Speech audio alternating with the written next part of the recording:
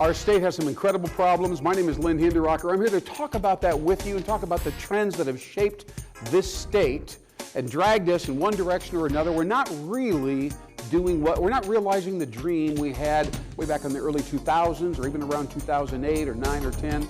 My name is Lynn Hinderacker. Welcome to WowBiz Nebraska. We're going to get it on right now. Welcome to the 100th show of WowBiz Nebraska. This is a benchmark program. We've been doing this now for several years. WowBiz Nebraska has picked up quite an audience. You're part of it. We are so grateful that you're here, and we are celebrating this particular show because it really represents progress and evolution. A lot of people are thinking about new ideas and thinking out of the box as a result of watching WowBiz Nebraska on a regular basis. So thank you for being here. And by the way, our special guest, our commentator, the man that's been with me almost all the way through, our own Mr. Bruce Arant. Congratulations, Lynn. Thank you, sir. Awesome. Great to see you. Bruce was with me at the very beginning, and we couldn't do this show without him. He's such a great commentator, very intelligent man, and also possibly the greatest children's book author and illustrator ever in history. Yes, at least for the time being. Yeah, at least we'll say that. Somebody may come up with. Right. But anyway, this is an unusual show. We're going to touch on some very current, timely topics. We're going to talk about North Omaha. This is an economic development show as well as a kind of a business show. So we're going to talk about that right off the bat. It's being discussed all over the Omaha area. We're going to talk a little bit about how to create an ad. A lot of sales are down a little bit. Some people are talking about advertising, but they don't know really what kind of ad, how should we approach it. Bruce is going to help us go through the various types of advertising, the style, and it'll help you a great deal if you're thinking about trying to boost sales. So here we're going to start right off the bat. And by the way, this thing right here, this is a prop, obviously, but we love it because it is a box, as you can see, 4 sides, completely square. But a lot of people, as we talk, kind of segue into this topic, have difficulty differentiating themselves. They're all in the same box. They're all kind of doing the same thing. And they think their product is good, probably is. They have pretty good workers. They make a decent profit most of the time. They think it's done. They're simply going to keep doing it. But Bruce, how important is it? You know, we take a look here at our hats, obviously. These hats are symbols of, various forms of differentiation. Right. We're different from most men because most men aren't wearing hats right Most now. men aren't wearing hats. Right. And I do wear both of these hats around town, particularly in the evening. And I get a lot of positive attention. Yeah. And I'm not trying too hard for it, but I just like the look, Yeah. But what's interesting is that there is a positive vibe. When people see it, they smile or even comment or something like this. But it kind of sets you apart from the It sets me apart. Yeah. And there's nothing wrong with that, especially if you're in a business mode. Right. Yeah. But let me ask you this. What other ways, besides wearing a hat, because it's symbolic to be sure, how can you and other companies set ourselves apart? What are some typical ways where we could differentiate ourselves from all these other people that keep doing, pretty much the same thing we're doing? Well, I guess I'm going to tie it back to the hats because hats, obviously the world of hats is huge. Sure. And so if I wanted to use a hat as a metaphor, do I want to be a ball cap kind of company, where it's casual, or do I want to be a top hat? Formal, or something in between, something playful, something, serious, however you want it. And I think that all comes down to the audience that if you have a ball cap audience or customer base, you don't want to be a top hat. You don't want to be formal type of company. So you really have to kind of tie that into it. It's a great metaphor. It's a great metaphor, and it lends itself to a thoughtful discussion. Right. There's a lot of business owners that just don't think about this at all. Right. Their attitude is, hey, we do a good product, people buy it. What's all this? Right. What they don't realize, and of course I'm out there talking to different people in their industry, they're pretty much all the same. Yeah. They don't want to hear that. They don't think that, but they really do need. So here's a couple other ways I think to differentiate yourself. You could have a different pricing system. You could move from an individual transaction to maybe send us $22 a month, so a subscription. Right. Okay. They do that. Yeah. You could paint your office orange. All right. Now I know that sounds crazy, but 10 years ago with an engineering firm here in town, we did exactly that. And people loved it. It was done tastefully, of course, right. But it looked really high-tech. It had some high-tech graphics built into the orange color. and people say, wow, this is a very forward, cool place here. Yeah, it was almost the same as it was before, but it had been redesigned. Reimagined. Really. Reimagined. Yeah. Thank you for saying that word. And so that's another way to think about it. Hey, have you been over to those guys? They got a really cool office. I want to hang out there. Yeah, yeah. Here's another way. I'm thinking, well, how you message, how you advertise. Sometimes it can be very kind of clean and simple and classy and prestige-y. Right. You know, and then there's another one that says buy now and hurry now, and there's 25% off and so on and so forth. And we'll be talking about advertising here in a few minutes. Yes, we will. Just, so I mean, there are so many different ways to approach that game. And I think it's so relevant. So I just wanted to talk a little bit about that. Whatever you do, start with differentiation and try to build a story around it. Mm-hmm. And that is good advice, and many companies in Nebraska could work a little bit more on that particular aspect. Because it's scary to a lot of companies. That's right. Step out of their regular box. That's right. That's right. Now, speaking of a box, let's take our hat off for just a second here. I love these hats. But, you know, let's put that over there. Okay. And let's talk a little bit about this thing right here. We're talking about North Omaha, as everybody knows. I think it was, I could be wrong, but I think it was like $370 million that was being distributed. Some of it to South Omaha, some of it to North Omaha. But, and ultimately, quite a number of people or organizations in North Omaha benefited, all right? They submitted proposals and so on. Right. And Bruce, this is the thing that I have a desire. I think they did it with a very kind of reactive mode. You know, we've got a problem here, we got a problem here, we got to fix this hospital, we need to add some affordable children facilities, whatever. Right. And so you dole this money out, 1 million at a time, $500,000, $750,000 to these people right here. And it's a lot of money. Right. And those people at the time are extremely grateful, and they're, you know, and maybe 10, 20, 30, 40, 50 organizations benefit somehow. And that's all good, right? But the question is, where is North Omaha going to be in, I don't know, 3, 4, 5, 6, 8, 10 years? Okay. This is what I'm concerned about. Because this needs to be a catalyst to redefine what North Omaha is. And if we had a lot of the North Omaha leaders here with me, they'd say, we'll redefine it. We're a vibrant black community. That's what they would say. Right. And but I would argue that in order for them to be potent, they need to realize that the purchasing power of North Omaha is quite limited. Right? There just isn't enough money. After they get it all spread out, and that's all good. Right. But sooner or later, there has to be business there. And they can't get that accomplished, and the businesses have to be profitable, and you know, they have to work. Right, they have to thrive. And they're not thinking about that, see? And so the question, they say, well, how would that go? Well, the answer to the question is Cumming Street. You go back down to Cumming Street, there are thousands of cars going back and forth on Cumming to the airport. Right. Whether it's 24th Street or 16th Street. 24th, of course, is near Creighton, you know. There's a lot going on. A lot going on there. Those people need to get out. And if they went right over Cummings, and if there was a bar and a restaurant and a music place and a boutique and an art gallery and so on, I'm not talking at Lake now. I'm not talking 24th and Lake. I'm talking right there, 1, 2, 3, 4 blocks north of Cummings. Now, a family goes, I'm going to go to the airport, going to go to Epley Airport. You know, we're a little bit early. Let's swing in here and get a gourmet hamburger. Right, right. You know, I mean, because Cumming is the artery for that. Cumming is the artery. That's the future of North Omaha. Yeah. And 99% of those people, or whatever, 90%, are going to be white folks, could be Asians, could be Hispanic, whatever they are. But they're going to go into North Omaha, and it's going to be a long-term, extended, varietal, exciting environment rather than a closed environment. Right. Don't come in here unless you're black. Some place that you're just passing through to get to the airport. Right. You can make it more of a destination for. Now let's think even broader. Right. Think about downtown Omaha. A whole bunch of people down there, even though not as many as they used to have right now. Right. But the key issue is, how do you get these people here? And they have a lot of access to money and resources in downtown. Mm-hmm. And these people up here in North Omaha, they don't have access to all that. Somehow they've got to come together, exchange business cards, interact with each other, right. Get hired, get whatever, you know, there's training. So we decided that we would propose, I say we, Nebraska, we proposed what we called a bridge concept. Okay. which would be a beautiful building and big park, kind of an office complex, and have all kinds of entrepreneurial behavior and civic meetings and come to this, come to that. It wouldn't be that far of a drive for anybody.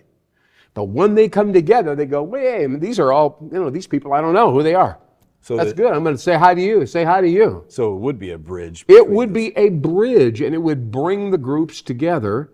And out of that would come a lot of excitement, diversity, and innovation, and new ideas, and training. Yeah.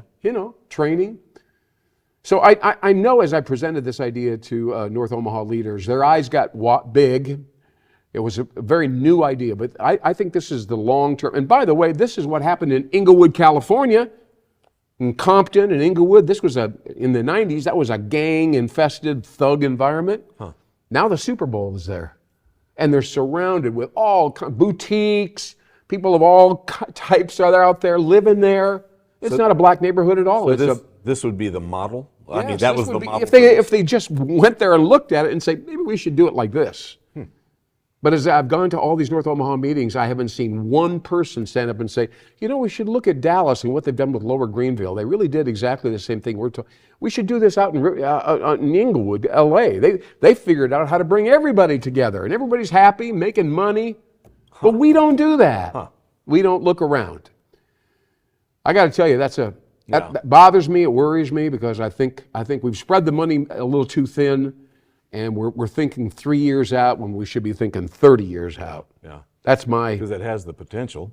Yeah, it has the potential, but we got to bring it together. Otherwise, there's just not going to be enough people, not enough money to create a vibrant North Omaha that is redefined. Wow. All right? You agree? I agree. I mean, it makes sense. Is there anything about that idea that you don't like? Well, I wouldn't tell you right now. No, it makes total sense because everything, again, the status quo is the status quo, and we can't, you don't move forward. We've got to move forward. All right. Well, thank you so much for watching us here on WowBiz Nebraska. I'm Lynn Hinderacker with Bruce Arant, and this show is brought to you by Urban Natural America. Urban Natural America is an organization that is on the cusp. They're leading edge, but this is what's important. So listen to me carefully, please. This country, as we all know, is being pulled apart. It's divisive, it's chaotic. People are getting frightened about their neighbors and who's doing this and who's doing that. Well, they believe in this, we believe in that. There's a lot of tension and anxiety about the future. The same thing is true really in Omaha and in all of Nebraska, where we have a central Nebraska and a western Nebraska, the rural folks, and of course we have eastern Nebraska and the urbanites. And there is tension between these groups. They look at the world differently, all right? They have a different view. They have a different value system. And this is a miniature example of what's going on in the United States of America. So we've got to find a way to bring them together, and I think that we can do that right now, right here. I ask you to listen carefully. There is a word in our lexicon today that wasn't around long ago. The word is urban natural. It's one word, by the way. Two words, urban and natural, pulled together, one large capital N in the middle, so it's kind of an interesting vortex. It just kind of is a hinge. But what you see there is a word that combines industrial, urban change, technology, movement, excitement, all that. And then we have natural, which of course embodies and symbolizes rural, serenity, green, of course the environmental movement. And so we have two opposite ideas. Just like Nebraska has two worldviews, just like the United States of America has a struggle between Democrats and Republicans and all that. The word urban natural is not just symbolic, by the way, of how two organizations that are completely different, two people that are different, need to come together to be able to be the person they're capable of being. In other words, if Bruce, this wonderful guy that I'm working with right here, if he were the exact opposite of me, I would then understand myself better and clarify who I was and what I believed in, because I could compare what I'm doing with Bruce or whomever I'm talking about. This is the key, ladies and gentlemen, and this is a seminar, this is a workshop, this is a forum. Urban naturalism can create unity in architecture, in landscaping, in interior design, and most importantly, in organizational development. Urban Natural America is here and it is capable of changing the very ground we stand on. My name is Lynn Hinderacker, and I cannot wait to hear your thoughts about urban natural America. And there it is. There it is. Wow. Wow. I inspired myself. You know, I've got a buddy out in Kentucky. He sent me a little email. He said, Lynn, he said, your number one skill is you allow yourself to be inspired. He said, and then when you're inspired, then people around you get inspired. It's contagious. Yes, it's contagious. Energy. Yeah, exactly. Absolutely right. So somebody said, what's your greatest skill? I said, my willingness and ability to get inspired quickly and by a lot of things. You inspire me, by the way. Well, that goes without saying. I mean, everybody knows Bruce Arant right now. You know, I remember several years ago, we were at Creighton University. I was interviewing you there at Creighton in the Harper Center. We were talking about your career as a children's book illustrator and author, and I was complimenting you on it because at that time you had just gotten an agent in New York. And that was right before my first actual book actually got picked up and published. Yeah. That's right. Yeah. That's right. We were excited for you. Yeah. We congratulated you there at Creighton. That was several years ago. I'm doing my 25th book right now, in fact. So I didn't write this one, but I'm illustrating my 25th. Is that right? Yeah. So is that right? Keeping me busy, you know. So, ladies and gentlemen, if you need an illustrator, and by the way, illustration is one of the top 10 trends that are changing websites today. If you want to think about, the website's kind of dull, it's not really doing much, get an illustration on there that changes just the novelty of it, just the difference between that and the other imagery on a website, pulls people in. It just augments the storytelling process. That's right. And God knows, we could talk about storytelling, couldn't we? Yeah. As a key factor.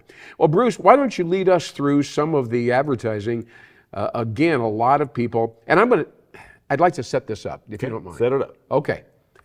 Back in the late 80s, a gentleman named Robert Prentice, it might have been William Prentice as I think about it, he concluded 30 years of research about advertising.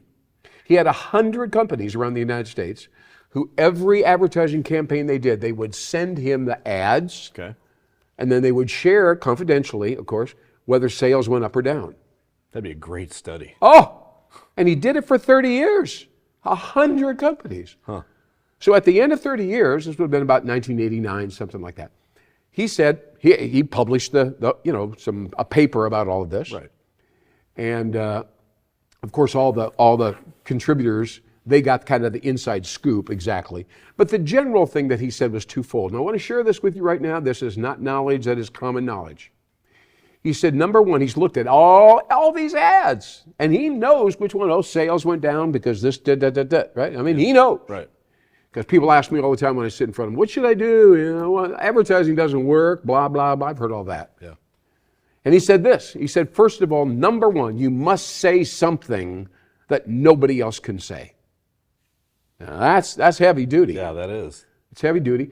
I had that in mind when I called Crete, Nebraska, and talked to the mayor there and spoke to the head of Doane University. I said, your name is Crete there. You should be creating. It should be create in Crete.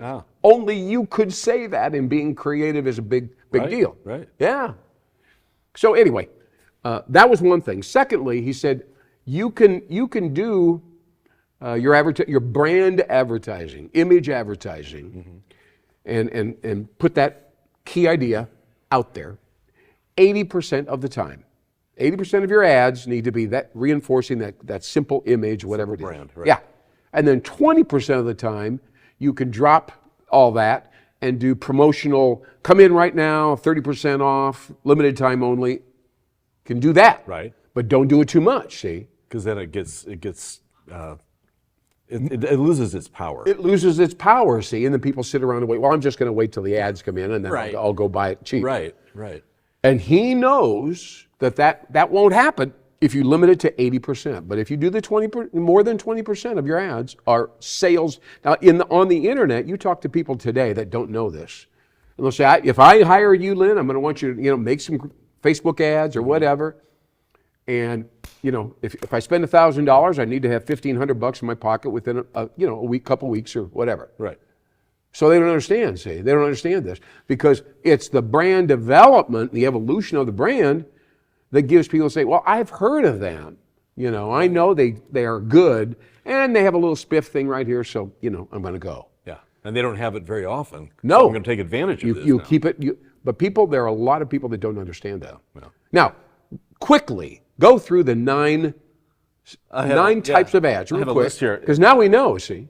Yeah, and these are so funny when you think about them. Show the problem. So it always cracks me up when you see people trying to open something and they're spilling it all over themselves, because they exaggerate it usually. But show the problem. That's a big one. Show the problem. Symbolize the problem. Yeah, I love that. I love that. I'm going to symbolize the problem. I'm losing my hair, so I wear a hat. Symbolize it. Right. I already did that. So, comparison ads. Those are always fun, where you compare. Yeah, very logical. Right. Exemplary story or narrative. Oh, now that's powerful. That gets a little bit deeper into the weeds with something. You kind of, have a narrative. Absolutely. Every brand needs to have a story. Benefits and causes, and you need a story there. Like, if your dog is itching, you need to put this stuff. Make it clear. Right. Yeah. Testimonial. A tells B. Like powerful. Testimonial. Powerful. Huge. Ongoing characters and stories. Like I think of was it Flow with Progressive? These characters. I was just going to say, Progressive is a great example. Yeah. I have just a whole series. Or the guy that used to say, "Can you hear me now?" For one of the phone companies. Yeah. That's a wonderful example. Yeah. Thank you. Associated user imagery shows who uses the product, the history, the origin, etc. I think that used car salespeople should be doing this. They're so proud. Oh, I got all these products. I got all these cars sitting here. Why don't they just come? And I think they should say, well, this is a car for a salesperson. This is for an executive. Right. This is for a family lady or something. Somehow to add a human dimension to these car dealer lots. Right. So wouldn't that be cool? Associated. Yeah. The last one here, parody, or borrowed interest format, where you're kind of making fun of something. Yes. Or you're not in a bad way, but you're playing off of. Yeah. Or you link clever. it to something. Right. There's some trend that's growing. For instance, artificial intelligence, AI. Now, there's going to be a lot of ads about we're not AI, or we love AI, or we know more about AI than anything else. Right. So you're going to see that. Well, thank you so much for going through those 9 or 10. I loved advertising when I was in college. That was so fascinating. It was so hard to match the ad with the people that are using it, and that's why we do some research and we try to see what people think from the gut. Not sometimes when you do research and you ask people to take a look at it, or they get too mental. They try to be the marketing manager. Right. And you have to get them on. And one thing that I do is when I conduct research, I'll ask them for a symbol of the company. Don't describe the company to me or why you think it's good or bad, but give me a symbol. That tells you a lot when they can tell you what they're imagining. And then I'll say, well, is it a Corvette or is it a Ford F-150 Ranger? Which of those two is this company? Well, that takes them way out of the box. It's kind of like the hat example. Too. Yeah. Are you a ball cap or a top hat? Yes, or exactly. one of these or something. Yeah. Who are they? Yeah. And then this also relates back to our personal branding. You weren't here at that time, but I did a show a couple of shows back talking about the importance of personal branding. Right. And of course, we're doing that with the hats. But a whole lot of people, especially salespeople, they really have to be clear. If they're going to sell a modern, cutting-edge product, they better be dressed in a somewhat modern-looking way. Right. You've got to fit your audience. Yes, it fits your audience. Exactly right. And it's kind of tough. Yeah. Hey, listen, I'm going to ask you 3 questions right now. Okay. You're a savvy marketing and advertising guy.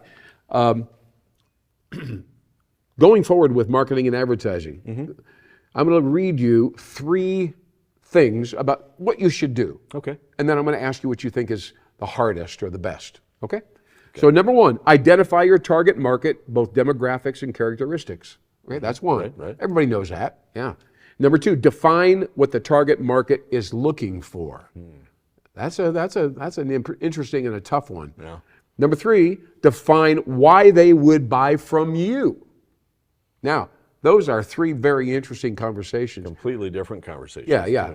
Which one of those, if you were responsible for making a decision, and you had a consulting firm or somebody around saying, I'll be happy to chat with you, and you would say, well, yeah, help me walk through this one particular topic. Would it be identify your target market, define what the target market is looking for, or finally, help me understand why they would buy from us? I think that's the most important one, personally. Yeah? Because that's where the rubber hits the road. Yeah. I mean, if they're not buying from you, but they know who you are, if you know who they are, that's all good. Yeah. But you need to have that interaction. You need to have that that exchange of, You know what I've learned? I agree with you completely. It seems like we don't, and I say we're talking about the sales force. Right. We don't understand the problem that they're dealing with in great detail at all. We're just kind of drifting over it because we want to talk about our product and our features and, well, we're great, blah, blah, blah. And that's hard not to do, you know? Right. But I think that's a huge problem, is that the customer needs the feeling like he really understands the problem and isn't just glossing over it and saying, well, this will handle that. Right. This is very interesting. All right, well, Bruce Arant, thank you so much for being with me. We're having a substantive conversation. Oh my goodness, look at this. Mr. Michael Wallace, who's the man at KPAO, runs the whole show. Look at this incredible. Do you believe this? Look at this, fantastic. Get this thing out of there. He was in the kitchen baking this all afternoon. Wow, this is out of the box. Thank you, really Mr. cool. Wallace here, the producer and general manager of KPAO. And thank you for watching us, ladies and gentlemen. This is the 100th show, as we said before. And Bruce Arant is here, so we're all settled in with our familiar commentators and so on. But this is probably the final look of this particular show. A great image. Thank you so much for being with us. We look forward to seeing you again at our 101st show. Don't miss us, by the way. Check us out on YouTube as well as on Cox Channel 22. We'll see you soon. Thanks again. I'm Lynn Hinderacker.